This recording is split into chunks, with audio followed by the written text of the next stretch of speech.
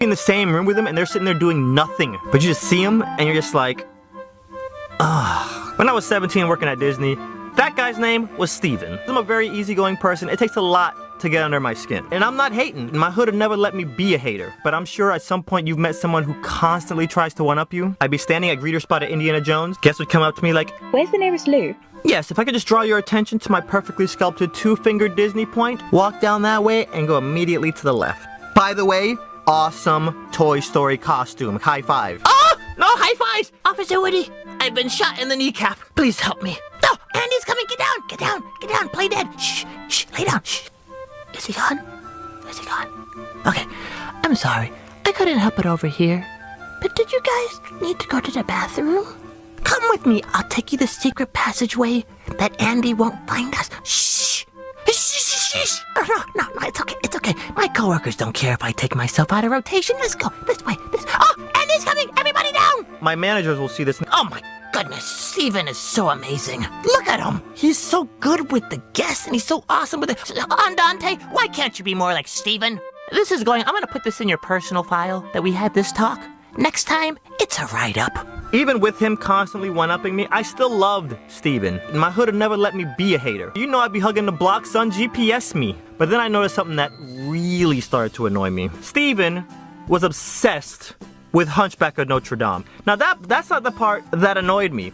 Every time I came into work, this is what I hear. Lips! Who wants to color Quasimodo's lips? What Steven would do, as soon as he gets tired of standing, he would bring in chalk and start drawing Quasimodo all over the sidewalk. And then all the kids would join in and color with him. This ain't an episode of DuckTales. You can't just go off on an adventure whenever you feel like it. You're here to work. Lips! Who wants to color Quasimodo's lips? I realized the real motive behind this. He was just being lazy. I could draw too. Now don't let me try to do something like that. If I were to take one step away from greeter spot to go draw something, Andale, or however you say your stupid name, what do you think you're doing? We already had a talk about this. I'm writing you up right now. And like I said, I'm a very easygoing guy. I love everybody. My hood would never let me be no hater. But Steven, let me tell you what would make me annoyed with him even more, was every time I had to hear about why he has his coloring book and the receipt for it. Do you see this coloring book that I'm sketching all my drawings out of? Security stops me to see if I stole this, and I have to show my receipt. And I take this coloring book with me to House of Blues, and I'll be in the middle of the dance floor. I'll be twerking. Security come up, and I'd be like, I paid for this. Here's my receipt. Why you all up in my business? Shorty want a thug. Bottles in the club. And he would always make the kids think that they had some kind of a choice when they sat down to draw with. Little girl,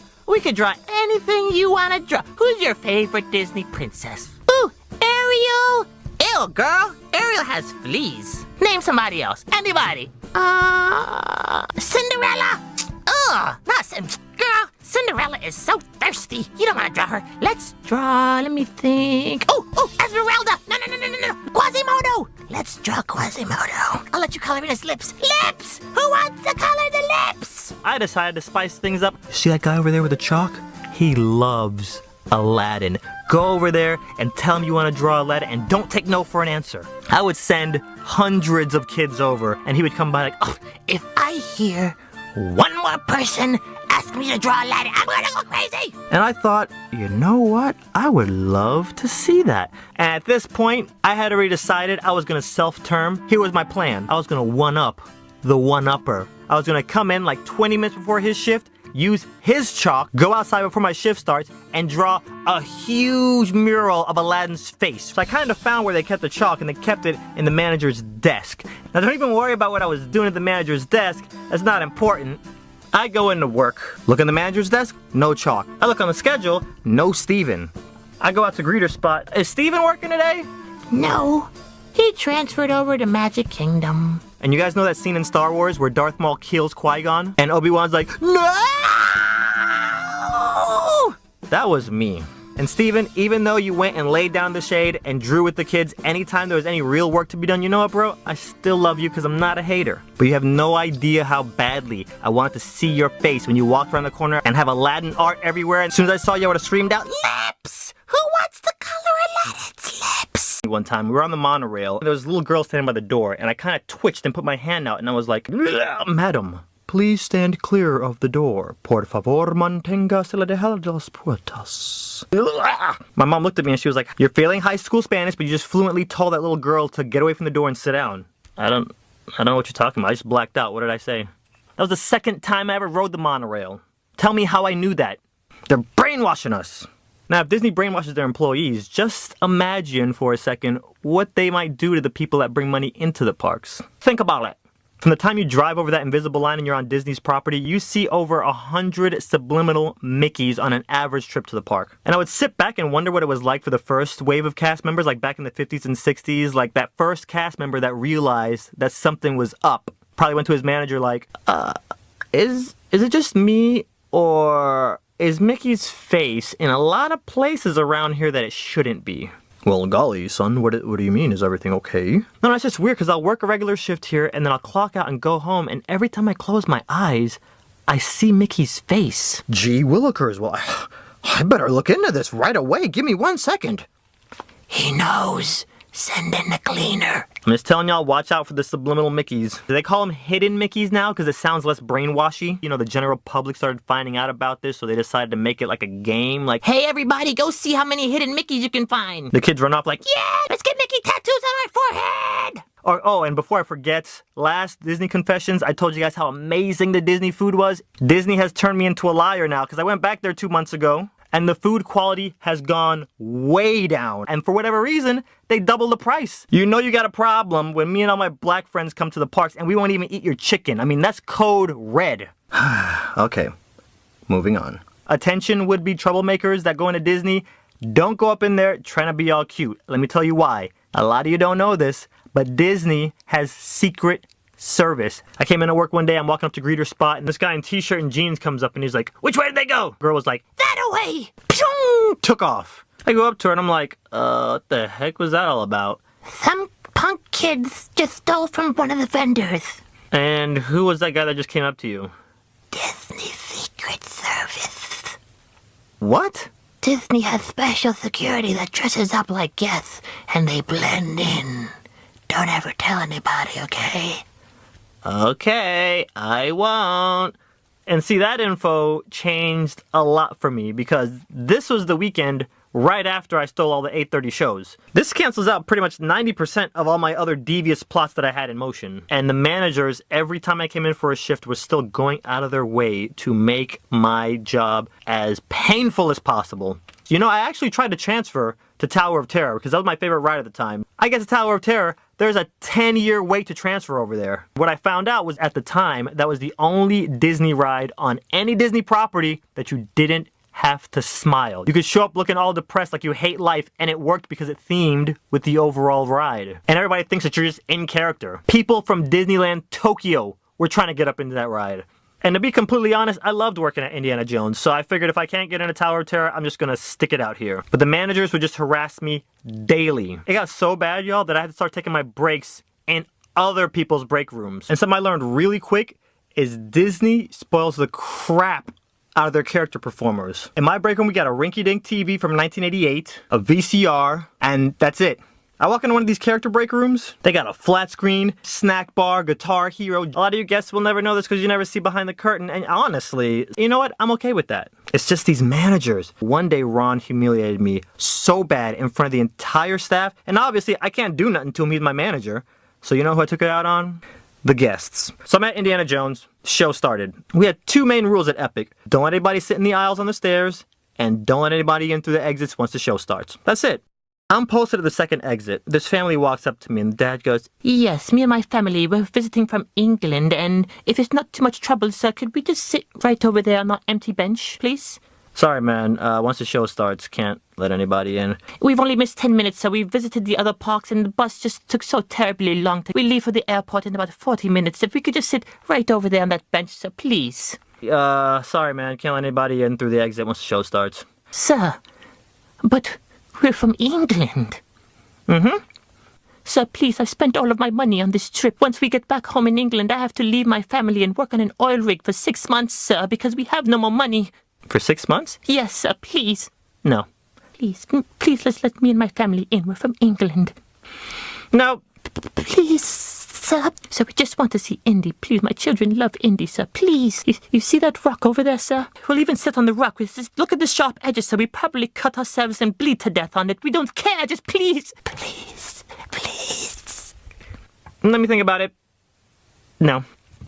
Thank you, sir. Good day. And he turned and he started walking away with his family. I was like, Adonde, don't look ice cold. All right, you're just doing your job. I did take a glance over my shoulder. They didn't look happy.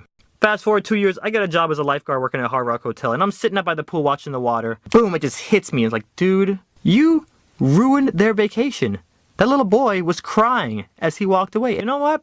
From this day on, I'm gonna go out of my way and strive to be the best employee that I can possibly be. I'm not gonna get in competition with any of my coworkers. I'm just gonna try to outdo myself. Would you guys believe that it got to the point where I was walking out of my job with $150 cash in my pocket from tips? That's unheard of as a lifeguard. I don't care if you're retail, hospitality, cast member, non-cast member. I'm gonna challenge you to be the best, whatever it is that you're doing. When you guys develop really good work ethics, you can apply that stuff to other parts of your life, and trust me, it'll open up a whole new world. I mean, honestly, the rap game is dying. How'd this song even get on the radio? He's not even saying words, he's just like bit lifestyle. Like, really? Really? Oh, hold on, it's him. I don't know why you're tripping over that boy. Didn't y'all get married in the sequel? Yeah. That was a movie. We were acting. Me and Aladdin are both single. Okay, what did he say? LOL, sup, kiddo. Like, what does that even mean? No, sorry. He just wants to be friends with benefits. What? Wait, hold on. Look who decided to grace us with her presence. Miss Popular herself, acting all brand new with her Celine bag. This is a no flex zone. She knows better. Like, Frozen was good, but it wasn't that good. You feel me? Oh, shh, hold up. She's coming. Hey guys! Hey Anna. So, Anna, there's this rumor going around that you bought all your Instagram followers. What do you have to say about that? Oh, that's just a rumor. I think Cinderella started it. Yeah. Well, you have 1.9 million followers, but each of your pictures only gets around 10,000 likes, so... Oh, hey Rapunzel! 1 second, guys. Rapunzel! Girl, what happened to you last night? Like, where did you go? Did you call an Uber? Ugh, her eyebrows aren't even symmetrical in half of her pictures. Hey, so what should I say back to Aladdin? Okay, type exactly what I say.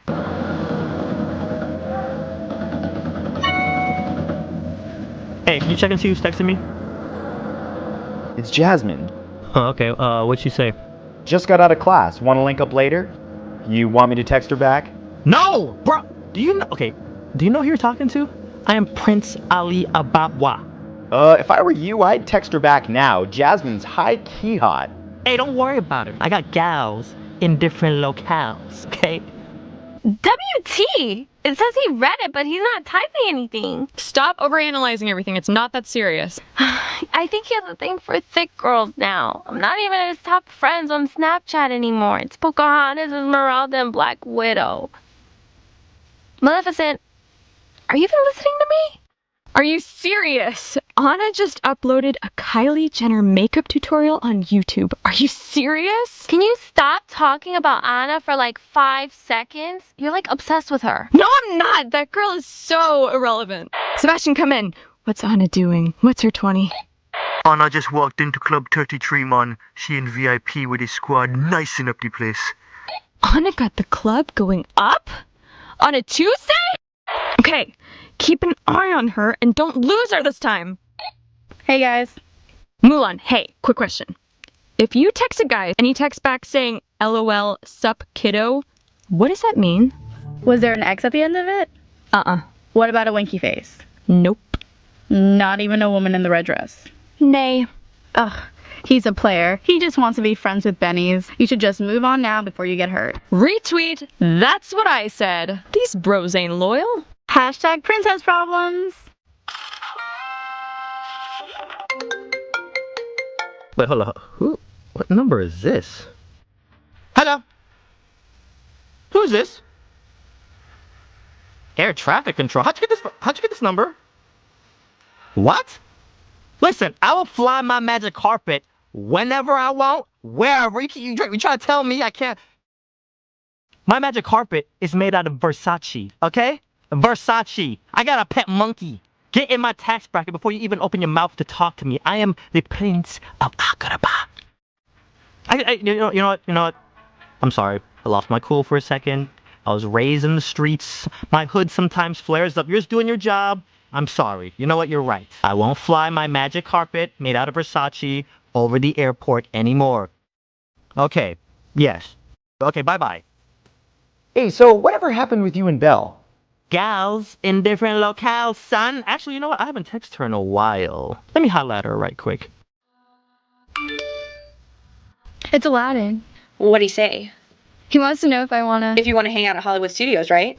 Yeah, how'd you know? Aladdin's a player, girl. Everybody knows. I saw him smooching with Tiana the other day. Alright, what should I say back to him? Woman! Don't you know how to play the game? If you text him back immediately, you'll look like you're thirsty. Text him back in like 3.5 days. 3 days? You text Sora from Kingdom Hearts like every 10 minutes. Yeah, because I'm not into him like that. I'm into Flynn Rider. So I only text him twice a week. Watch, let me show you how this is done. I mean, I'd like to join a Disney gang, but all they do is argue with other gangs on Twitter. Or, even better than what you just said, we should go to Anaheim and start our own Disney gang and call it Andy's Toys. Oh, and check it out. And Toy Story Mania could be our turf. Tell me that's not gangsta. So trill. Wait, did you just get a text and reply to it that fast? Yeah, it was Ariel. Dude, it's super unattractive when you reply too fast. Like, aren't you listening to anything I say? I don't really like Ariel like that, though. I mean, I'm kind of into Jasmine, just to be honest, but I think she's way into you. If you want to holla at Jasmine, you go right on ahead, okay? I got gals in different locales. You know who you talking to? Prince Aliyababa. Why is it so hard to get a boyfriend nowadays? I'm a total package, except without the package. Is that Aladdin? Ugh, no, it's Flynn Rider. Oh, girl, he's kind of cute. What did he say? What if do cookie boo? ... He's totally flirting right now. But I don't like Flynn like that though. I like Aladdin. Okay, now he's saying you want to come over later and play COD. What does that mean? Ew, he wants you to play with fish? Boys are weird. Only time I've ever cheated was in high school. And by high school, I mean middle school. And maybe college. And my taxes. And on my driving test. Other than that, I never do it. My senior year, we had this teacher who didn't want to grade any of our tests. After each test, she would tell us to pass it to our neighbor. She would say all the answers out loud. We grade it and then pass it back. I understood math perfectly until they started adding the alphabet to it. Like, is this a test? Or were we supposed to memorize PlayStation cheat codes? Oh, okay. I didn't know we were being tested on Madden formations. Finish the test, trade with my neighbor. She gets 6 of them wrong. What's her name? Crystal? Okay. Hand the test back. Hey, yo, Crystal, I know you don't know me, but you got number 9 and number 10 wrong, but I wrote in the right answers for you, you know what I mean? Next test. I intentionally leave 2 answers blank. Pass them over to Crystal, grade Crystal's test, get my test back. I filled in the 2 answers that you left blank. Y'all already know what we doing for the rest of the semester. I've been out here getting this paper. Then one day, I'm sitting in 4th period. Lady comes over to intercom. Yes, Mr. Richardson, can you send at a day? What does that say? I think it's just a donkey. Can you send a donkey, Thornay, to the administration office, please? And all the kids are looking at me like, oh, snap it, Donde's a thug. And I'm like, I've been out here getting this paper. Yes, I'm about that thug lifestyle. I woke up in jail once. No big deal. As soon as I step outside, I'm like, I'm so scared. I get over to see my administrator. Bad news, Adonde, I'm sorry to tell you this, but you're probably not going to graduate at the end of the semester. And I'm thinking, crap, somebody ratted on me for cheating. But I acted dumb, so I was like, what do you mean? Every senior needs to pass American history in order to graduate and walk. You're failing. The only way to pass is if you do really well on the final exam. I didn't even know I was failing this class. This American history teacher, Mr. Abatello, had a huge reputation around school for failing seniors, but that ain't about to be me. I've been out here getting this paper. You know what I mean? So then I get the idea to do something totally crazy, booty butt backwards. What if, now this is the big what if I actually study for the final? Like, it's like cheating, but I'm hiding the answers in my brain. My administrator called me back into his office like a week or two later. Just wanted to check in with you and let you know that we don't give out report cards until after graduation, but if you don't pass Mr. Abatello's class, you can't walk. So after you take your final, come see me. Mr. Abatello's gonna let me know if you passed or not. I go to Mr. Abatello's class. He starts telling us what parts of the book to study. I study my booty off. See, parents from the Caribbean, when they get mad, they rage blackout and grab whatever's closest to them and they just start swinging. Let me come home saying some junk about having to repeat my senior year. Bet money I get beat with a coffee table from IKEA. Day of the final, I get the test, and you know when you start taking a test, you start going through it really quickly and you skip the questions you don't know, like I get to this, okay, pass, okay, pass. I realized I got to the last question, I had skipped 80% of the questions. I didn't want to have to do it, but I'm gonna have to cheat. I look up at Mr. Abatello's desk just to make sure the clear is coast. Dude is cold, lock, staring at me. I fill out those answers to the best of my ability, and when it was time for me to go see my administrator, I just couldn't do it. So you know what I did instead? Went to graduation rehearsals like a boss, and then I took it up to CEO status, and then went to graduation having no idea if I actually passed American history. I get up on that stage, I'm about to walk, and I make eye contact with my administrator, and he's like, You know when you get like really scared about something, you start making deals with God, like, please Jesus in heaven, if you let me graduate today, I will never cheat again. And then all of a sudden, I hear them call my name, and I'm like, oh snap, son! I walk up all nonchalant like I'm supposed to be there. And to this day, I still have no idea. So I get to Jane's house, knock on the door, Jane's mom lets me in. Walk into Jane's room, and Jane and Pam are in there, and they're like standing off in the corner, and they're just like mumbling and whispering stuff. They see me come in, but they don't say anything to me. So I just figure it's like inside girly joke stuff, whatever. So I sit down on Jane's bed and call Warren. He picks up, and I'm like, hey bro, I just got to Jane's house, just calling to see how far out you are. Warren's like, oh, you just got there? Okay, well, give me a few minutes. I'm running a little bit behind, but I'm on my way. Hang up the phone, and I look up, and now Jane is standing directly in front of me, and she has this, like, sinister, kinda evil, like a half crack of a smile. The look on her face basically said, I'm up to no good. She leans over to her door, closes it, and locks it. Then she takes her hand, puts it on my chest, and slowly pushes me back onto the bed. She takes my hands, places them above my head, and then Pam swoops in, grabs them, and ties them up. I don't know if it was like a sock. I couldn't see what she was tying me with, but it felt like a sock. She put them Girl Scout knot tying skills to the test. Now, as my hands are being tied, I'm trying to process how fast everything is happening, because we haven't even said any words since I walked into this house, alright? Walk into the room, boom. So then Jane grabs the bottom of my shirt and lifts the shirt over my face. So now like my chest is all exposed and my massive muscles go bulging everywhere. Jane gets up, opens the door, leaves and shuts the door behind her. Then all of a sudden I start hearing Pam move around the room, and then she says, Adonde, if you just don't struggle and don't make any noise, it's gonna be a lot more fun for all of us. And I'm thinking, what the ham hock and p-funk does that eat? What are y'all about to do to me? So then I hear the door open and close again. I can't see anything. And then I hear their little girly, like, secret squirrel meeting there. All I hear is like murmuring and whispering, like, like, what the heck? You know what? I'm just gonna let this happen. See where this goes. And right after I finish that thought, I hear a beep.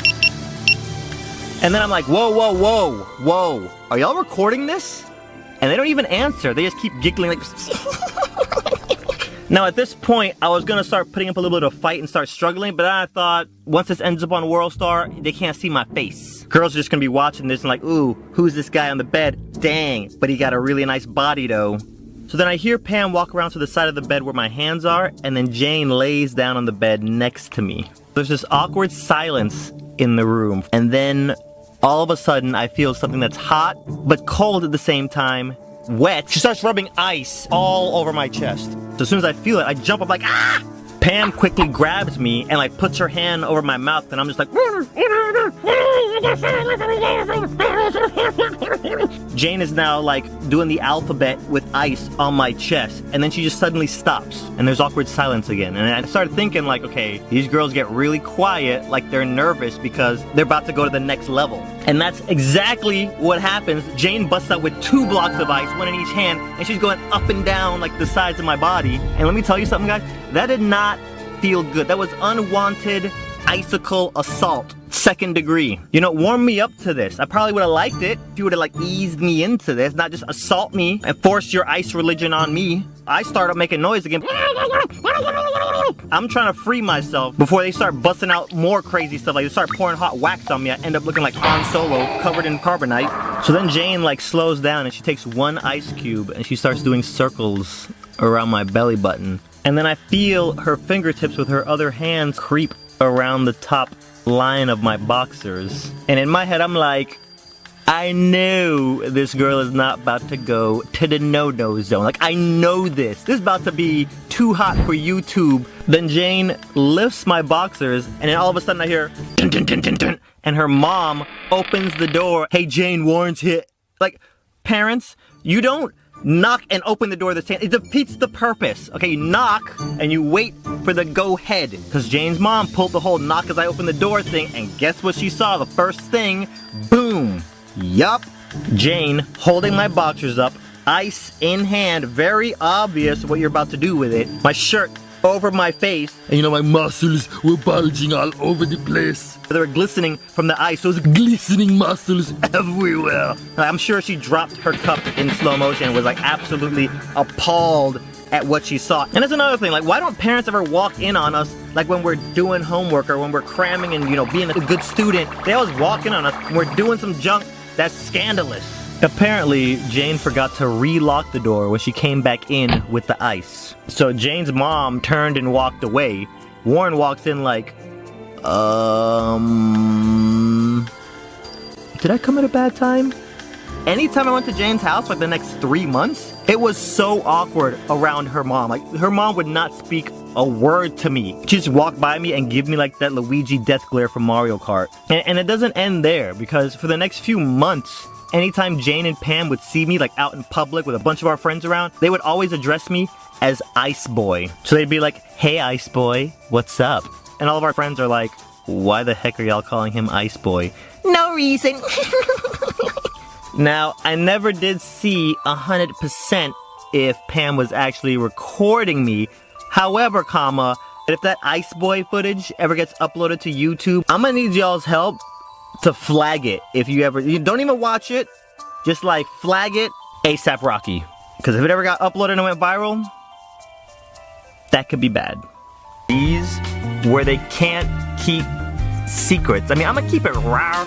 We've all heard the words, don't tell anybody, and then we run and tell people. But at a certain point, you gotta understand how secrets work. In case you didn't get the memo, how it goes is I tell you, hey, can you keep a secret? You say, yeah. And you tell 1 or 2 other people, they run and tell 1 or 2 other people, and so on, and so on. And now all my business is out in the streets. In some cases, I tell this guy a secret, and he tells one of our mutual friends, and that mutual friend comes back to me and tells me that you're running your mouth.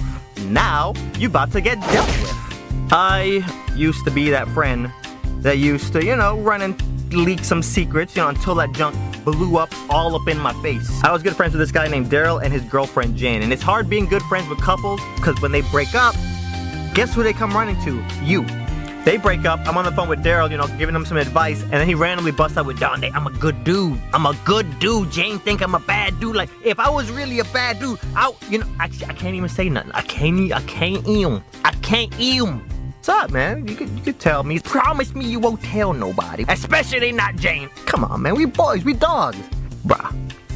You know Jane, okay? I mean, you know Jane, bruh. Bruh. This girl, I'm not a mean dude, but this girl sent me some pictures of her naked. Buck naked. And if I was a mean dude, I done put these things all up on the internet. Promise you won't say nothing to nobody, especially not Jane. You promise? I promise. Okay. Click. Beep, beep, beep, beep, beep. Jane. Girl. You ain't gonna believe it. I just got off the phone with Daryl. I'm about to tell you something, but you gotta promise you ain't gonna say nothing to him, okay? He told me he got some pictures of you naked. But he said he ain't gonna show them to nobody, but he was just saying if he was a mean dude, he would show them to people. I knew you longer than I knew him, so I'm just, my allegiance is with you. Don't say nothing to him, you promised. How about 45 minutes later, I get a call from Daryl. I trusted you. Crying on the phone, snot bubbles and all. Jane ran and told Daryl. I got mad at Jane, but at the same time, she did the same thing that I did. So, the next time somebody tells you something and then you hear the words, don't tell nobody, do yourself a favor. Don't tell nobody. I'm laying around the house naked. I don't even know if that's important to the story. But anyways, my phone rings. It's my boy. I'm like, hello? Swooze, I met this girl on Call of Duty. Get online and play with us right now. I don't have COD, and I'm not about to spend $60 to download it just so I can play with some girl. Actually, you know what? Send me a link to her Instagram. Let me see what this girl looks like. Okay, I just sent you the link. Scroll down. Let me know when you see the booty. As soon as I saw the picture he was talking about, I was like, pew! Deathmatch? What mode? And obviously, there's a handful of thirsty dudes in this party chat. This girl was dropping 50 kills per game. So I add her on Xbox, and then we add each other on Snapchat, Instagram, blah, blah, blah, phone number. Every now and then, I'll see this dude pop up on her social. So one day we're on Call of Duty, we're playing. I'm sucking as usual, shooting at my own teammates. And I go, this dude that be popping up on your gram, is that your man's? It's complicated. Okay, I was just curious.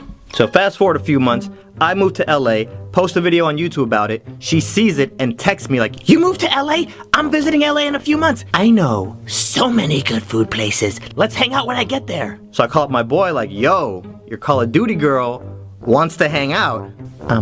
Do you know how much hatred I have toward you, RN? I just want to eat a bowl of spaghetti off that booty. She hits me up when she gets to town. I go pick her up in the Uber. We Uber over to Venice Beach. We go to some restaurant right next to Cold Stone for you stalkers. So then I bring up like, yo, what's the situation with your man's? It's, I don't even know. We're on, we're off. The easy answer, we're over. Okay, I was just curious.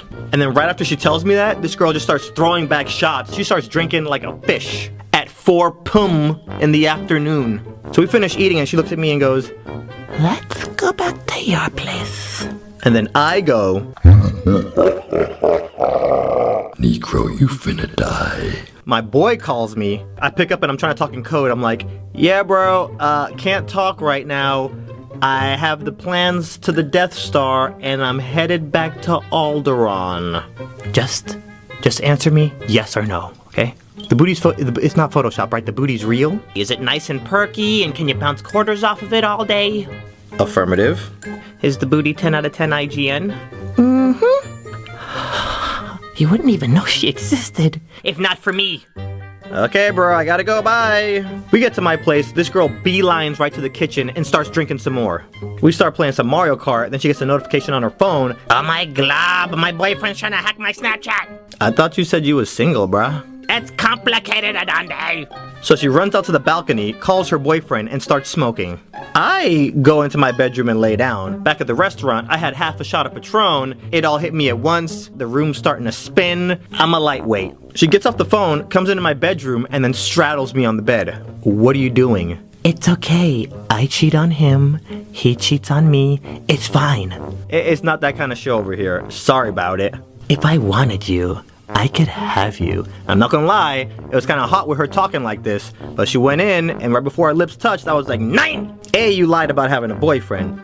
B, you probably taste like ashtray. You ain't getting none of this candy. A few weeks later, her and her boyfriend officially broke up. And now that you're all caught up, let me give you the update. She plays a lot of Overwatch now. She's single, and she's coming to town in a few weeks. So this may or may not be the last time you hear about Call of Duty Booty Girl. Negro, you finna die. You ever gone to a class and taken a test and you seriously have no clue as to what you're looking at on the page? Start looking around the room, everybody's writing except for you. I hate that feeling. And then the teacher says, okay, when you're done, you can turn in your test and leave. So you wait for like 5 minutes and then you turn in your test and the teacher gives you that look. You get the test back the next time you go to class and blow! Big ol' fat F. Then you say, bump this, I'm studying. But if you're like me, you suffer from chronic procrastination and you wait till the night before to even open your book to study. And then you study like a boss, like you cram sesh in effects. You got that book open and you're studying for hours. You quiz yourself, you cover up the answer, and you read yourself the question. You start hyping yourself up like, what? I'm gonna kill this test. Take the test and blow, big ol' fat F. So I start doing what some of you guys have probably done at some point. I cheat. Yes, I check my emails and I see what some of you ladies are saying. Swoozie, tell us stories about the old you. I know exactly what you're trying to say. You're trying to say, Swoozie, tell us about when you was a bad boy. Because I like the bad boys. I'm gonna give you that today. Here we go. I cheat. But I did it wrong at first. I did what I call now freestyle cheating, where you just kind of turn your head and you peek off of the person next to you's paper. But see, I learned you can't do it like that because there's too many random variables where people write their answers all tiny and small and you can't even read it. It used to frustrate the crap out of me. Like, how am I supposed to cheat off of you if your answer looks like Braille? People used to either write too tiny or they just wrote too sloppy. Because the sloppier your writing is, the longer I have to stare at your paper to figure out whatever your chicken scratch means. And it makes it pretty obvious that I'm trying to cheat. It would make me so mad. I would just want to take my pencil and throw it at them and then run over and rip up their test. How am I supposed to cheat off you when your handwriting looks like the alien hieroglyphics from Lost? Look, right there, you even drew a bird and the numbers from the hatch. So I tried to freestyle cheat and get my test back. And blow, big old fat F. I gave up. I was like, bump it. I'm gonna fail this dumb class. I don't care anymore. But the next test that we had, I started noticing some sketchiness going on in the class. Questionable sounds, like people coughing and sniffling. How come Cheyenne always develops these flu symptoms every time there's a test? And then I saw it. She coughed, and then like 8 people around her all of a sudden would write down an answer. And then she'd sniffle, and the same 8 would write another answer. And I'm like, what the flux capacitor is going on here? This is a multiple choice test. These people are cheating. I look over at the teacher, totally oblivious as to what's going on. I'm like, bump this. Everybody else is cheating. They didn't include me on this. Oh no, it's not going down like this. So I devised a plan. First thing I knew I needed, accomplices. So I got my friend Paul, and I got my friend Josh. I was gonna be the point man, Paul was gonna be the diversion, and Josh didn't do squat, he just got a free ride. So in history class, the day before we actually took the test, he would ask us some of the questions from the answer key. And I'd watch him real carefully. He'd go up to the podium, and he'd always take the answer key with him, and it was always multiple choice. And at the end of class, he would always leave the answer key up there. Alright, so then I get Paul and Josh and I explain my master plan to them. Blueprints, charts, and I go Michael Scofield prison break on these kids. So the day before a test, he gets up like he normally does, goes to the front podium, starts asking us a bunch of questions. The bell rings, he goes back to his desk. Now his name is Mr. Masters. Me and Paul, we give the little signal. Paul walks over to him and he's like, Mr. Masters, I have some questions about the Embargo Act of 1807. So then I activate phase 2. I walk over to the podium and I open up the answer key and flip to the questions that are going to be on tomorrow's test, and I start talking all loud. Okay, attention class, I'm going to read off all the answers to the test. B, B, C, D, A, B, B, D, C. Mr. Masters looks up like, what are you doing? I'm like, don't worry. Nobody's gonna hear me. Who's gonna sit here and memorize all these answers anyway? A, B, B, C, C, C, C. There's nobody here. So then he just shake his head and go back to answering Paul's question. Unbeknownst to the teacher, I've got a tape recorder tucked away in my pocket recording all the answers. Boom! It's not cheating. It's giving yourself a successful advantage. Like a boss. Me, Paul, and Josh meet out on the patio. It's time to memorize this bad boy. Take a wild guess what we do next. We turn those answers into a rap song. What? Let's go. B, B, C, yeah. A, G, D, yeah. A, C, B, B, C, B. Next day we walk into class. We about to handle our business. Stone cold. Game face is on. It's go time. We all sit on opposite ends of the class because we know we're about to get A's. What you gonna do about it? You can't say nothing. But see, now when I start taking these tests, everybody thinks I'm crazy because I'm sitting there mumbling myself like, Lord of mercy. Get the test back, blow, big old fat A. The teacher's job is to grade the people that have worked there for 15 years and they have their little pen and they've met their boyfriend or girlfriend there and they're getting married on property and it's a whole Disney themed wedding. Yeah, you got those people there. You got the people that take their job too seriously. Now you have the costume and the non-costume. You got the non-costume people, they're smiling all the time. They're just a little bit awkward to be around. And then you have the costume people who believe they are those Disney characters. Kids are sitting on a bench somewhere, you know, drinking a soda, and they'll run up and slap the drink out of the kids' hands. Like, kids, quick, come on! I just stole this loaf of bread from the marketplace because I'm poor. And guess what? You're poor too. Sultan's guards are coming. Let's run. Let's sing. Let's sing a song while we run. Gotta keep one jump ahead of the lawmen. I never had a problem working with those people. Okay? Then you got the people like me who would show up to work on time, clock in, do their job, clock out, not cause any problems. And I love working with people like me because I'm awesome. Now the people I didn't like working with, the snitches. And Disney snitches are the worst. Their sole objective when they come to work is to pretty much just rat and snitch on everybody else. They think they're like spies. In reality, they're coming to work and they're jumping into their 1984 Honda Civic, but in their mind, they're in an Aston Martin cruising in the MI6. Like they're a 00 agent and they work for British Secret Intelligence.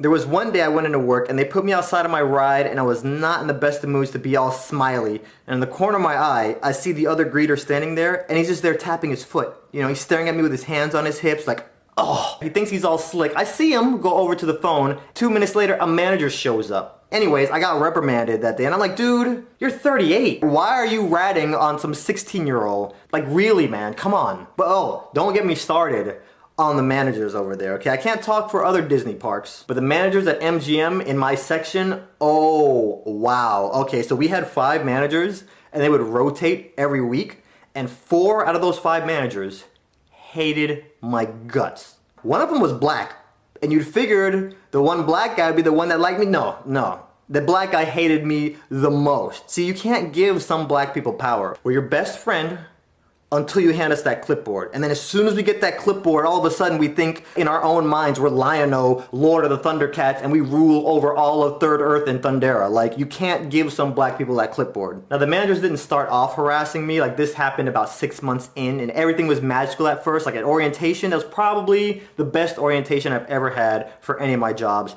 ever. Like, they group all the new people up, they let you skip the lines, and we all go on rides together. You play team building games with your whole group, and it's like they seal the deal with free food. One thing I will say, Disney has the best employee food anywhere. It's pretty much the same thing they feed the guests, but it's like 70% off. And I can't speak for anybody else, but if you ever want me to do something, doesn't matter how crazy it is, take me out and give me free food.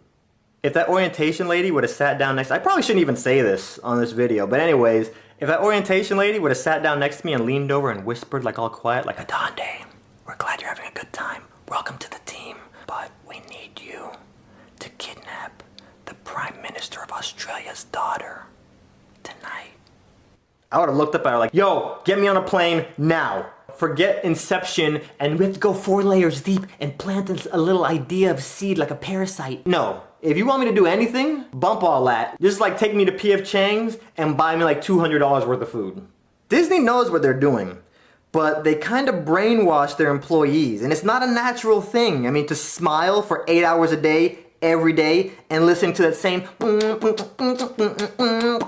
every single day, your eye starts to twitch. And you start to like tick, like you get these weird little ticks. There's gonna be some side effects. Same way there's side effects with Viagra, you know, like if your excitement lasts for more than 14 days, please consult a physician. See, those kind of side effects, like they warn you about. But at Disney, they never warn you about the side effects. Disney employees, they snap. And you never see the ones that snap because it's always when you go to lunch break, you raise your hand to clock out, and then something psychologically fires in your mind. And you just turn into a zombie and you just keep walking to the parking lot and just jump in their car and just go. You should never come back. I snapped. And you just become self-aware, you know, you want to stop working, but you just figure, So what do? I start showing up late on purpose. First it was 5 minutes, then it was 10 minutes, then I bumped it up to 30 minutes, and nobody would notice. I had to step it up a little bit. So what do I do next? I start stealing. And I didn't want to steal anything too crazy. Like, I didn't want to get in any serious trouble. So what do I steal? Okay? First I started stealing pencils. I'm Disney brainwashed, you know what I'm saying? So, like, stealing pencils is a big deal. And obviously, nobody noticed. So, what do I start stealing? In front of the Indiana Jones show, we have a magnetic clipboard that we post at times. Yeah. No more 8:30 shows. I stole all the 8:30 show magnets. I don't know what came over me. I was just standing there. I was like, boom, you're coming with me. Thug life, baby.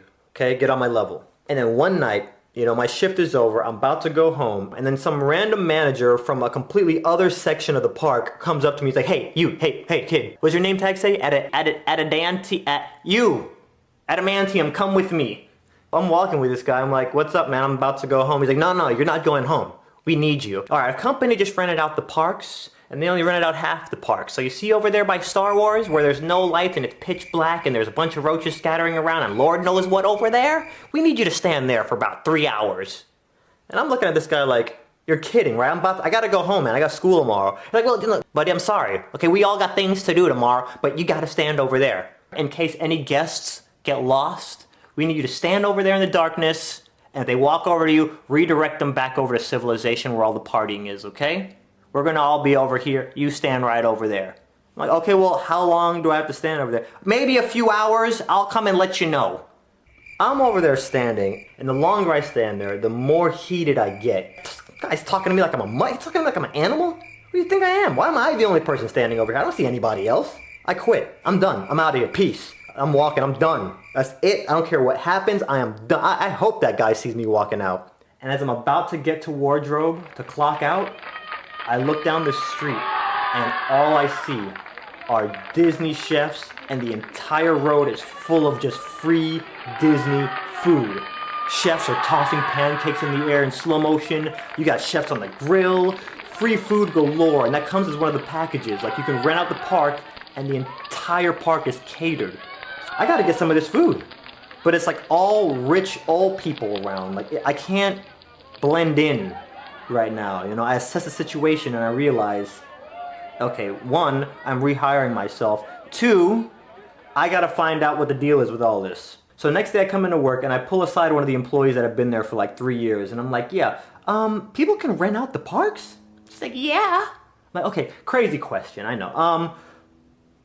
So they always have free food like that? Or how does that work? Like, yeah, they always get free food. Okay. Crazy question. I mean, what if an employee, like, got caught sneaking in and trying to eat some of the free food? I know that's crazy, right? And she looked at me and she was like, termination on the spot. Okay. That's how I'm going out. I'm going out in an orchestra of bacon, sausage, and eggs. So about a month later, another group rents out the park. So now I'm just sizing everybody up. I'm like, no, still, I can't blend in with you guys. But 2 months after that, a high school rents out the entire park. And we only have 2 shows at Indiana Jones that night. So I'm telling myself, this is it. This is it. We do our 2 shows, and the instant that second show ends, I'm like, phew! Like I ninja. Like I'm hopping from rooftops on the Disney rides to get to wardrobe. I change, and now my new mission is, how do I get back wearing civilian clothing without any security seeing you? I spent too many hours playing Metal Gear Solid. Hideo Kojima, do not fail me now, okay? I'm leaning up against walls. I'm in bushes. I have the little cardboard box that I'm creeping around in. You know, in the security walk. You ain't gonna hear that. I make it back out there.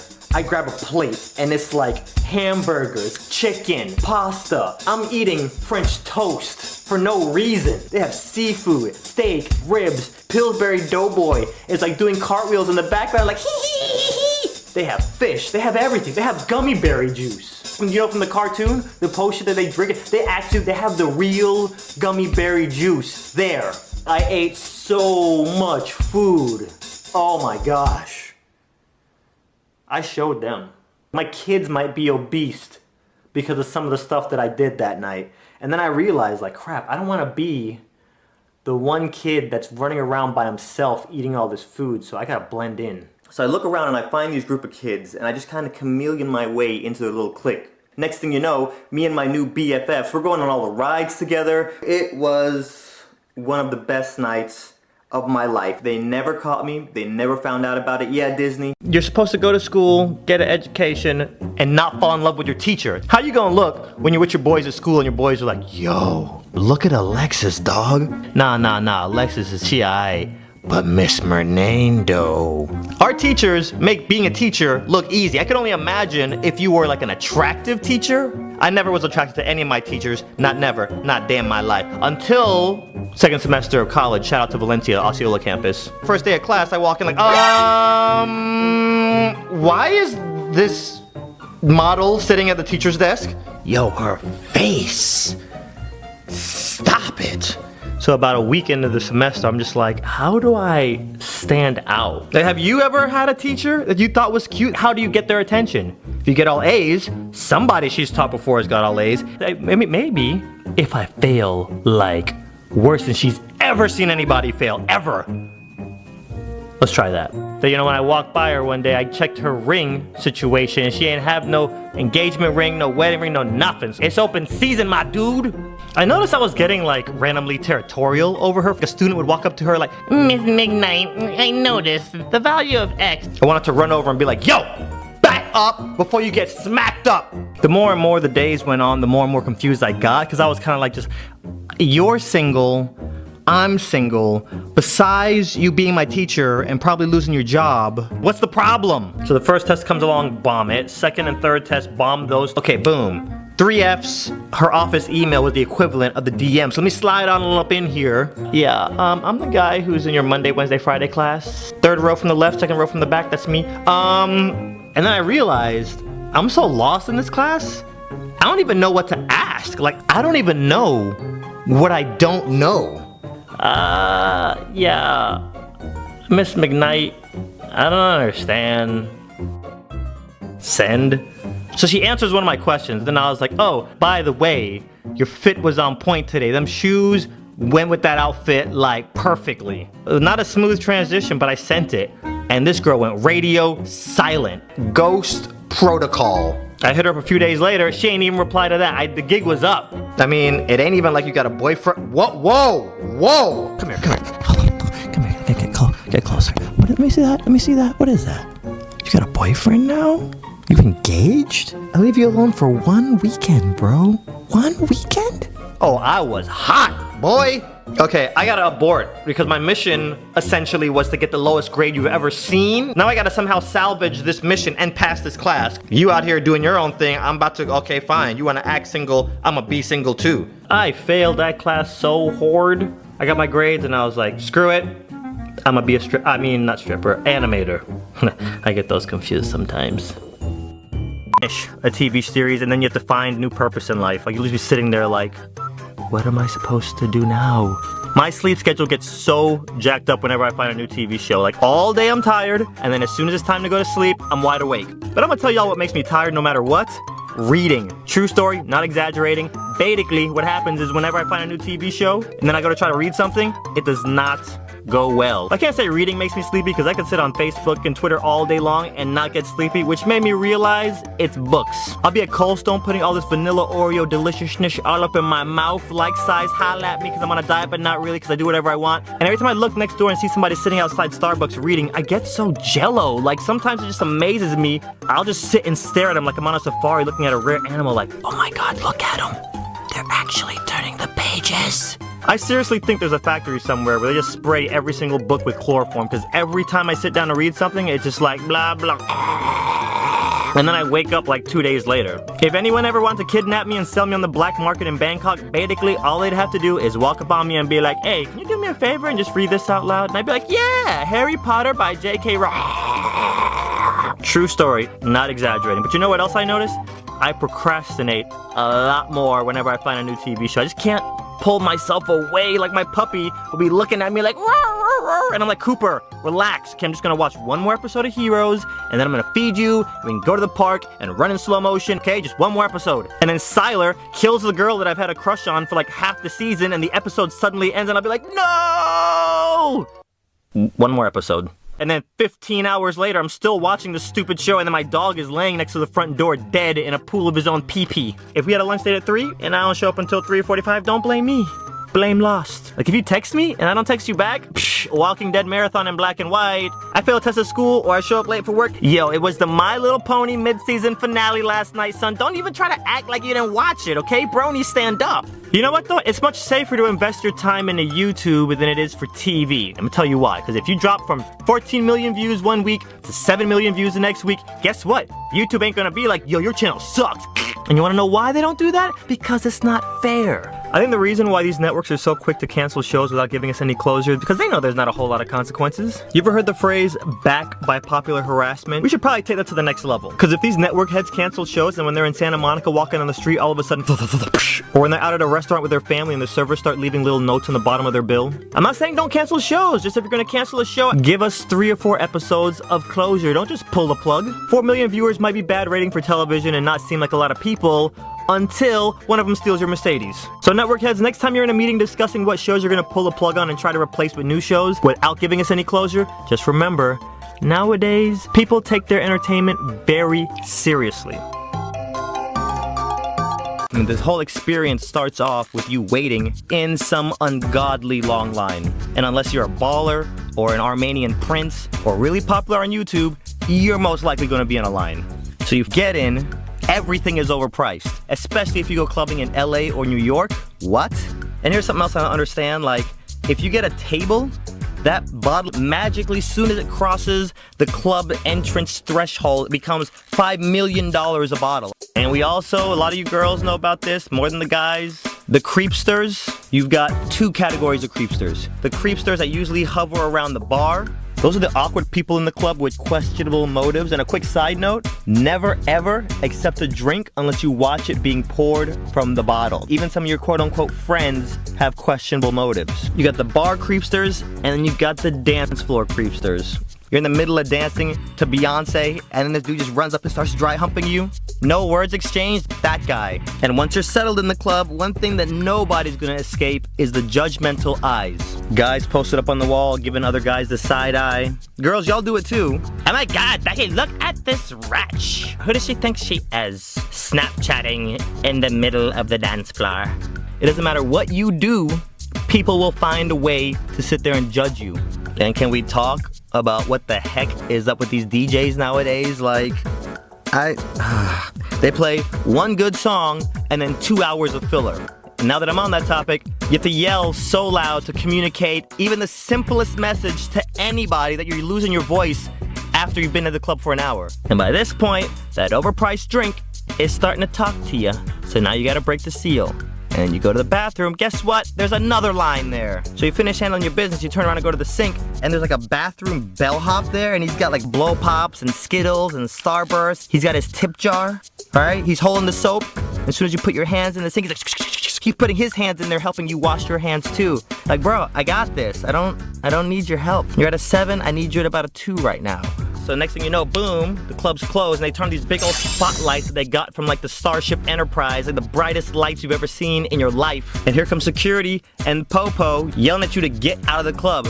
So you're being herded like sheep outside of this club. Half the girls are barefoot, and guess where you end up next? That nearby pizza or Colombian food place that stays open crazy late. Or if you're rich, you're gonna end up at IHOP or Denny's.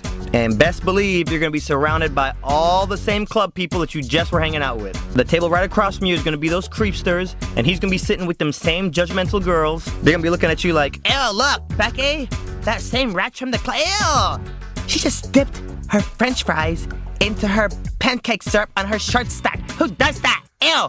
All I'm saying is, going to the club is not all what the rappers and the music videos make it out to be, is all I'm saying. Videos promoting cheating because cheating is an easy way to get an F if you get caught. And I was a good kid in high school. I had perfect attendance, I didn't skip class, I didn't talk back to my teachers, but I realized something.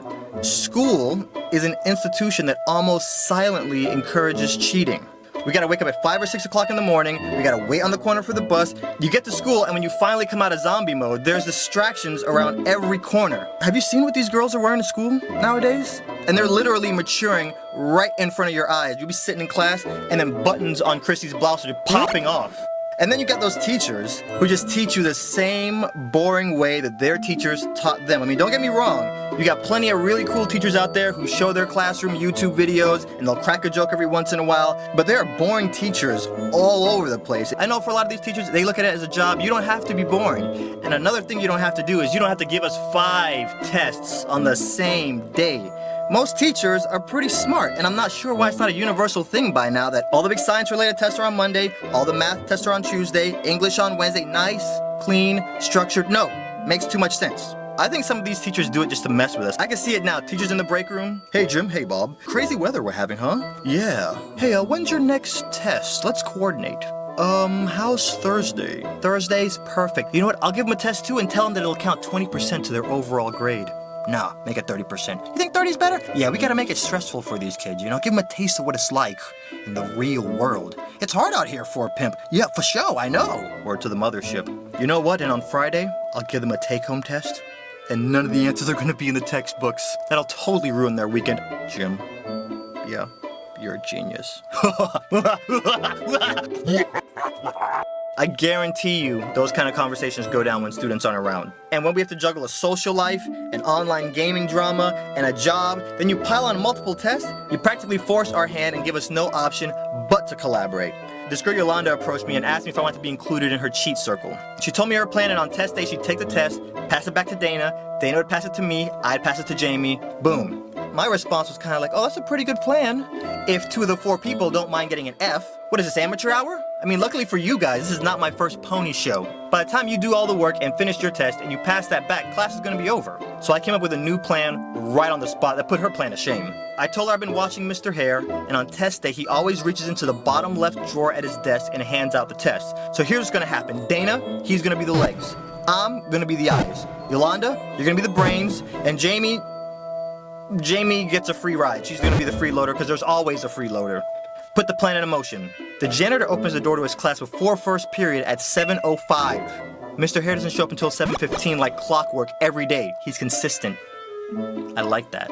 Day of the test, it's go time. 7:05, janitor opens the door, me and Dana walk up. A few kids walk in and sit down like we weren't expecting kids to be anxious to get into the class, so they were eyewitnesses. But we don't abort, because we're fearless like that. Dana walks in, heads for the desk. None of the kids notice him. He opens the bottom drawer. I'm posted up, looking out for Mr. Hare by the door. Ninja blood all up on deck. On the lookout. If there's trouble, I knock 1 time and dip. Risk level, medium. 1 knock, Dana. 1 knock is all you get. Dana gets the test, he folds it, doesn't put it in his pocket, no. He puts them in his underwear. It makes it more dramatic that way. And plus, if an administrator catches us, they're not gonna check his no-no zone. They're gonna check his pockets and his book bag. Not my idea, but too good to change it. Dana leaves the classroom. I follow exactly 1 car length behind. We turn the corner, boom, he hands the test off to me. I handle it with extreme care. I don't know where you've been, Dana. Yolanda meets me next to the library. I pass the test off to her. Yolanda, if you're watching this, I'm sorry for never telling you where Dana stashed the test. I really didn't want you to have to find out like this, but I couldn't jeopardize the mission. Yolanda takes the test, and in first period, she does all the work on a separate piece of paper and then destroys the original. Algebra 2 is third period. We get to class, it's test time. Yolanda pulls out her loose leaf and copies it down. She's done in 5 minutes. Holla at a player, Guinness Books. Passes it to Dana. Dana copies. Passes it to me. I copy. Passes it to Jamie. Boom! We are so ninja mode right now. It hurts to be this good looking. And we all get A's, except for me. I get a B. I take 1 for the team. Next test day comes along. Guess where I'm at 7:06 a.m., player? Posted up on the wall like a boss. What I start doing, too, is talking to random friends as they pass, because, I don't want to look too suspicioso. Standing there by myself. Get the test from Dana. HB toss left to Yolanda. Come test time, Mr. Hare has a surprise for us now. He wants us to show all of our work. Now, Yolanda put all the work on the paper, but it's cool. I don't want to be too cookie cutter. So, I sprinkle a little Sudoku graph in there, put some random numbers and letters in there just to make it look really confusing, but kinda like I know what I'm talking about. Boom! B+, baby, let go! I'm a method actor, guys, so I play the role. I start raising my hand whenever he's teaching now. I ask some questions even though I have no idea what this man is talking about. I commit. I don't want to look suspicioso when all these random good grades start dropping in my lap. We collaborate like this for about 4 or 5 tests, and we get efficient at it. Dana would be in and out of that classroom sometimes in like 5 seconds. Fast forward to third period, bell rings, and Mr. Hare just sits at his desk. Then he looks over at me, Yolanda, Dana, and Jamie, and he's like, a student from my first period class said they saw somebody go into my desk this morning and take a test out before I got here. I don't know how long this has been going on, but if I find out who did it, anybody that's involved is not only getting an F in my class, but I'm gonna do everything within my power to get them expelled from school. He said a whole entire spiel while looking at me, Dana, Yolanda, and Jamie. I failed that test that day.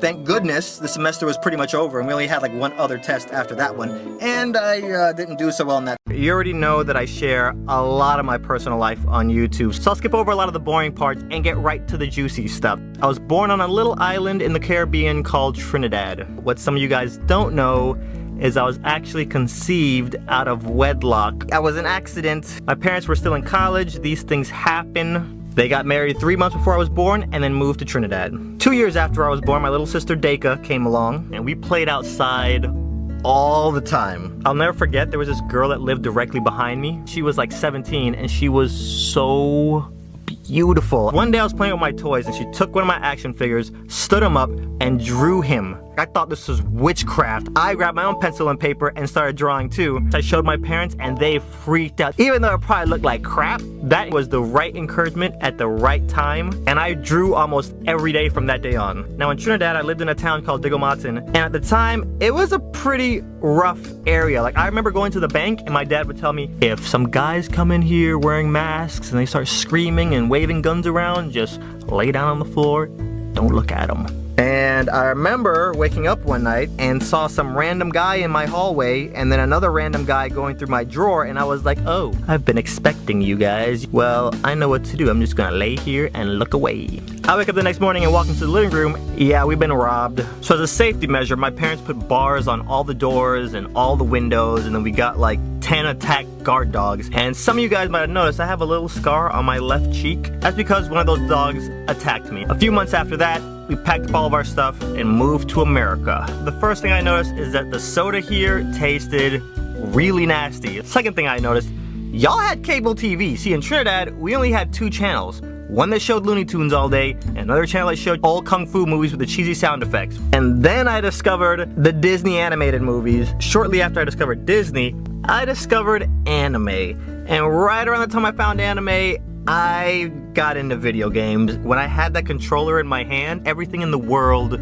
just felt right. Well, you know, I didn't perform too well in school because I was so obsessed. My dad was really big on grades. I don't know, it's like when I would study, I would get bad grades. And when I wouldn't study, I would still get bad grades. So it just felt like a lose-lose situation. Meanwhile, my sister is getting like A's and B's, and whenever we get good grades, he would reward us with stuff. So here she is, like, you know, at 9 years old, but he just bought her a Lexus and a TV and a bunch of crap that she doesn't need. It was around this time that I got my hands on a camcorder. This is way before YouTube. I'd record little video blogs and then have my friends come over and I'd sit them down and watch it. Now from kindergarten to 5th grade, like so many other YouTubers that you've seen me draw my lives for, I got bullied too. In middle school, my parents sent me to a private school and I got bullied there too. It was also around this time that all my friends started getting girlfriends. Anytime any relationship drama would start, I, for whatever reason, became the guy that everybody would come to. So after school every day, I was literally on the phone for hours talking to different friends that was having different relationship problems. I'd hear myself give some advice and I'd be like, yo, I have to write this down because 13-year-olds aren't supposed to be thinking like this. Now at this private school, they would borderline force Jesus down your throat. And as I'm reading along in my Bible, it's saying how Jesus was very humble and would share his knowledge. That's not what these guys were doing. Now my parents started to notice that my teachers weren't really that qualified. So in 10th grade, they sent me to a public school. And believe it or not, the period that I dreaded the most was lunch because I had 0 friends. So what I would do is I would buy my lunch, go outside by myself, and eat. It was pretty depressing. I was so happy when I actually started making friends. So when I started going to the public school, I could wear whatever I want, and I started wearing a lot of Nike clothes. And kids started calling me Nike Boy, some friends called me Swoosh, and then Swoosh eventually evolved into the name Swoozie. One of my friends that I got in good with, his name was Will. And Will worked at Disney. Every other day he would come in with these hilarious stories about his job and the people that he worked with and the guests that would come in at Disney. I needed some money to support my video game habit, so I figured, hey, let me try Disney's. And I got hired. I really wanted to make friends with all the college program kids, but the managers did a very good job of quarantining me to the point to where it wasn't cool to hang out with me at all. Stopped working at Disney, but the one job that I really enjoyed was when I got the job at Hard Rock Hotel. And it was around this time that a little game fell into my lap called Dead or Alive. And when I got online with it, there weren't a lot of people that were beating me. I was just going on like 150 game win streaks before I get a single loss. People would join my room just to watch me. Word of mouth about me spread really quickly in DOA because of how I played with this character. I got so involved in this game, like I found a fan website, I was writing articles, I was doing interviews. DOA 4 came out and they changed up so many moves for my character. I had no style in the game anymore. Like all the moves that I built my style around were gone. It's almost like telling Michael Jackson, we need you to perform, you can't do the moonwalk, you can't grab your crotch, you can't say hee hee, can't do none of that. Pretty much stopped playing DOA seriously and was just doing school and working at Hard Rock Hotel full time. One of the things I loved working at Hard Rock, you got to hang out with celebrities all the time. I would see some celebrities come out there who hated their fans. I'm not even joking with you guys. I graduated high school, and then everyone was asking me that question. Okay, what are you gonna do now that you're in the real world? And I would tell people, I wanna do a movie. I wanna be a writer/director. And everyone, with the exception of about 3 people, did a very good job of stomping all over my dreams. Now, because I loved animation, I applied at Ringling School of Art and Design and CalArts. I get into one of these really deep conversations that you have, with your friends, and she was saying, when I say I love a guy, I show it. When I say I love God, I don't really show it. And that conversation stuck with me for a few days, and coincidentally, I heard somebody else give an interesting point that kind of picked up where that conversation left off, and he said, people talk about beliefs. If this stuff is real, you should be able to test it, you should be able to apply it to your life, you should be able to see the results, and everybody around you should be able to see the results. Planes weigh 84,000 pounds. There's nothing about that big chunk of steel that should allow it to fly at 30,000 feet. When you add rubber in the right place and you curve that metal a certain way and get it to a certain speed, there's a whole list of rules that once you apply it to that piece of metal, that will allow it to do the impossible. And just the way he was putting it all together, it really stuck with me. So I thought to myself, you know what? Let me try to apply some of these moral rules to my lifestyle. All of a sudden, my life got 10 times worse. CalArts denied me. Ringling denied me. Saved up all summer to hook up my car. It got broken into and they stole everything. My girlfriend, she cheated on me. I did a really good job of masking how I really felt on the outside, but everything was going wrong. I remember coming home after a bad day and I went over to YouTube and I found this video from this guy called Winecone, and the videos he was putting up back then had me rolling. Like, I remember watching one of his videos and I laughed so hard. If I ever get on YouTube, this is gonna be my primary objective, is to give people what I feel right now. One day out of the complete blue random, I get a call from this girl named Diane. Now Diane starts telling me how there's gonna be this gaming event, it's gonna be on TV, it's gonna be in San Francisco. And because I was really rusty and not really playing DOA 4 that much, I tried to back out like a little punk, like, nah, I'm alright. She said, as soon as we pick you up from the airport, we will give you $500 cash, and once you get there, you're gonna be competing for $10,000. And you'll be on TV. Okay, at that point she had me. And you guys remember how I said I was having a string of bad luck?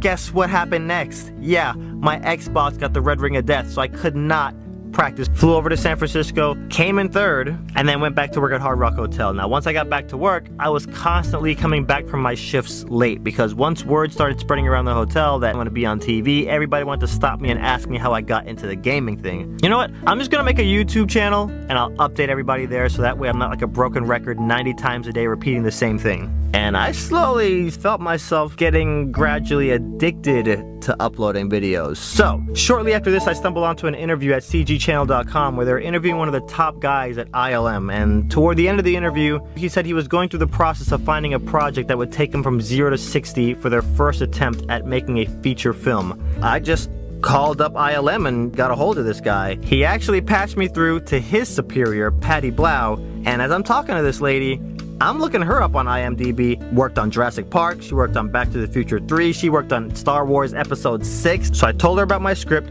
she told me where to send it, she got back to me and she was like, this is one of the most layered screenplays I've gotten in years. For our first project, we kind of wanted to target the Shrek audience and demographic.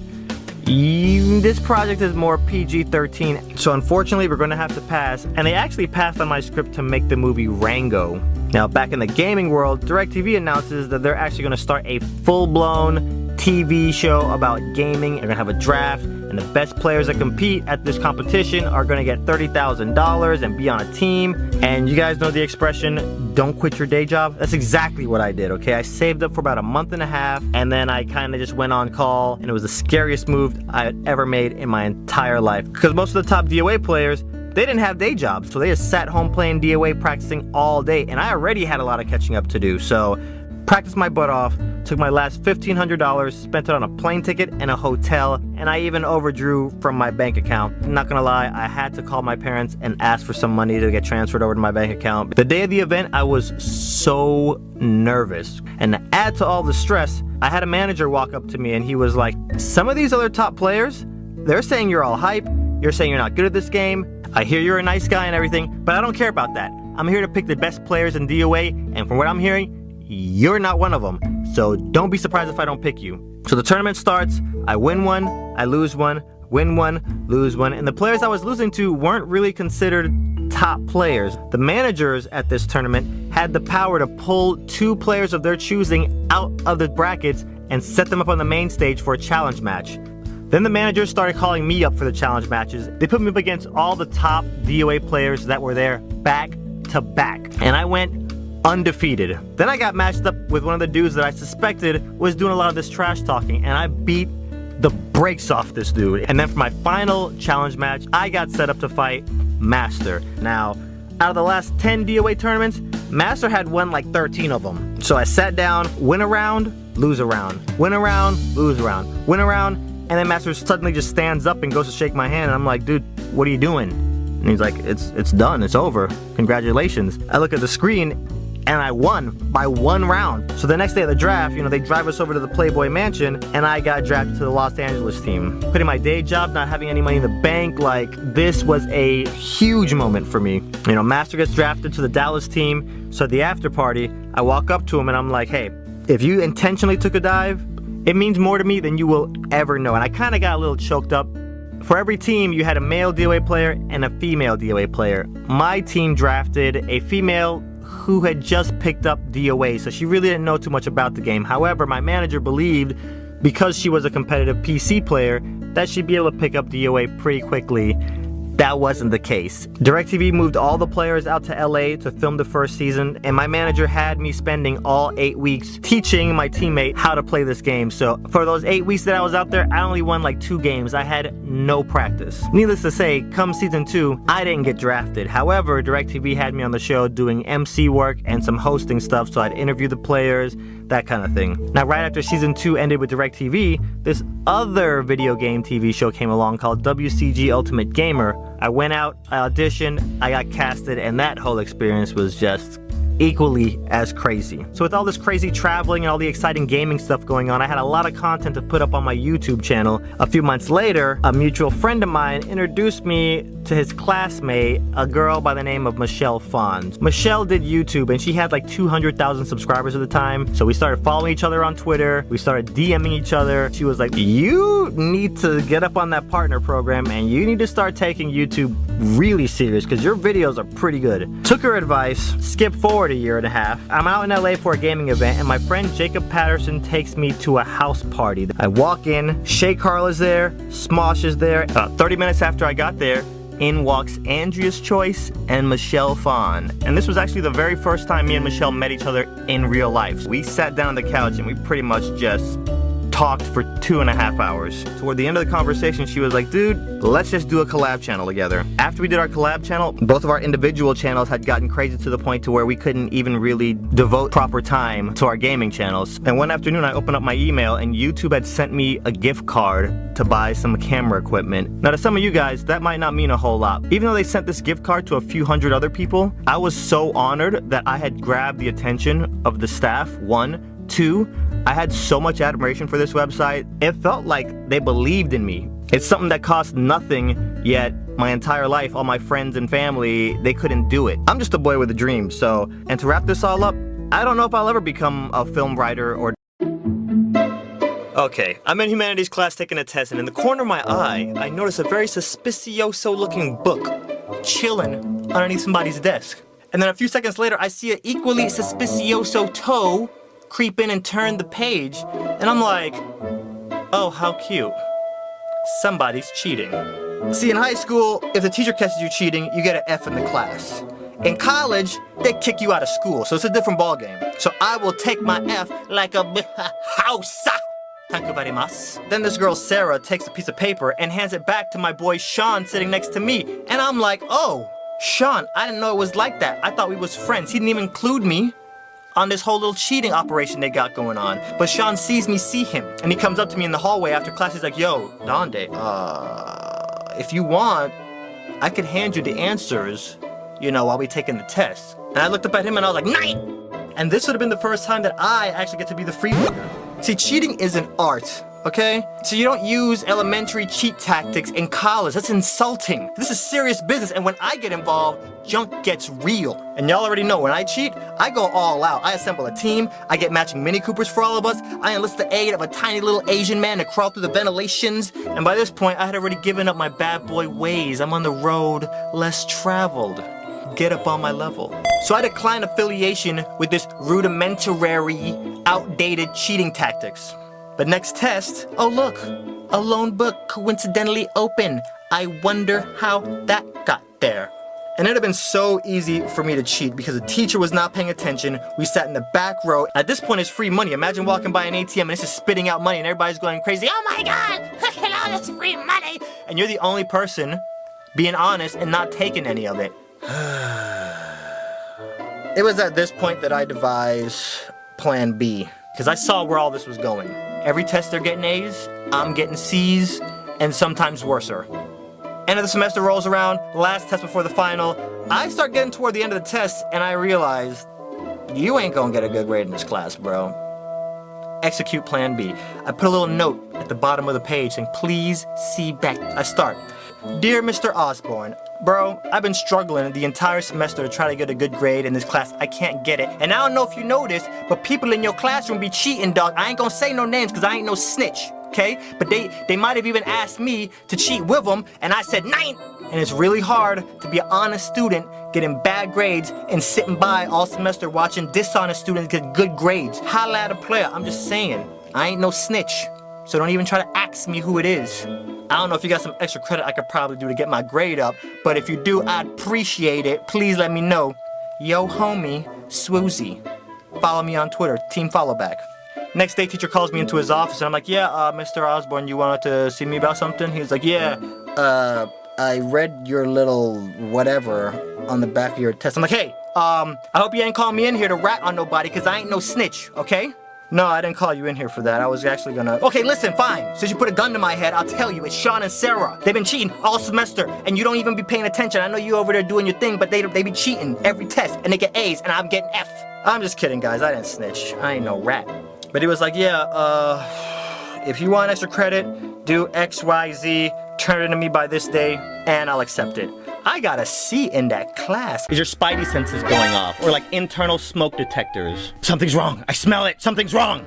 For me, mostly, it's girls. Pretty much every girl I've dated has given me anxiety. And a lot of times, it's when they have that guy friend who blatantly shows that they like my girl, but she wanna act oblivious about it. And we'll like hang out with the dude all the time, stay at his house till like 3 o'clock in the morning. Yo, not for nothing, but I think your boy Christian, low frequency likes you.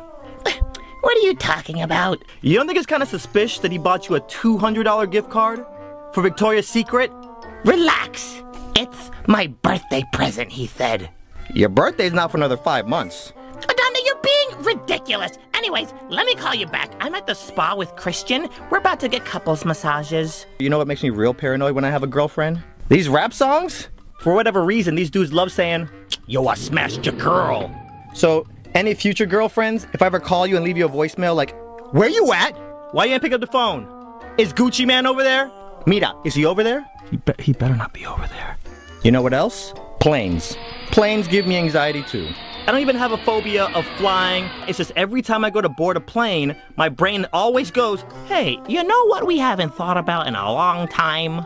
Final Destination. Or Lost, the first episode when the plane crashes and rips in two. Or Castaway. Wilson! Anyways, I'm sure we'll be fine though. Do not let there be turbulence. Hit one bump, boom. That's it. We're all dead. It's all over. Lord Jesus, take the wheel and my life. I'm coming, Jesus. You know what else? Weed. That's part of the reason I don't smoke it.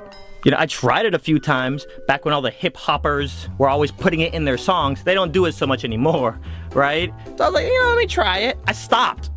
That junk would make me so paranoid and give me anxiety. Up until this year, it was illegal in Orlando. So I'd be sitting at my friend's house, be passing the weed around, and I'd be like, guys, nobody freak out.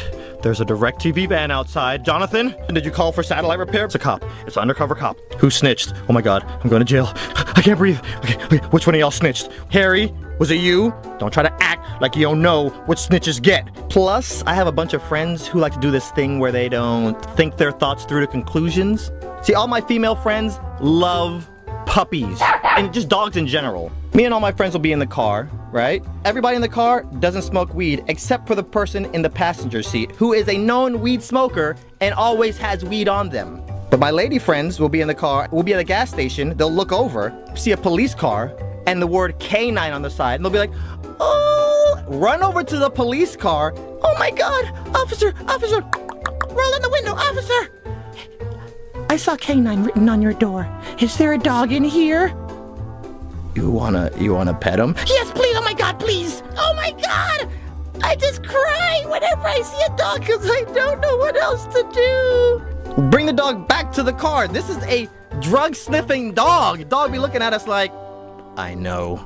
Yeah, my life is one big ball of anxiety waiting. I'm super anxious before I take a test, and then I get really depressed after I do bad on a test. We had kids in my class who were getting gray hairs in middle school. Some of y'all are probably like, Swoozie, if they were Asian, it's all genetics. No, it's not. See, I know my Asian friends secretly stress out like crazy because if they came home and they weren't on the honor roll, there were gonna be severe consequences. Walk in the house like, Dad, I got 2 C's on my report card. What?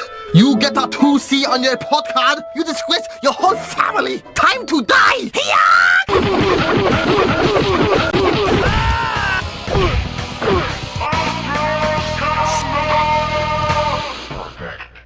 And see, with me, I would try studying, but there would always be that moment where I just kind of snap out of study mode and realize what I'm staring at on the page, and it'd be like y squared minus x plus 6. And I think to myself, yes, this is totally never gonna help me in life. Bump all of this, okay? I'm gonna go watch TV. And see, when I was in middle school, me and my dad made a little deal. He told me if I made the honor roll, he would buy me a 27-inch TV and let me put it in my bedroom.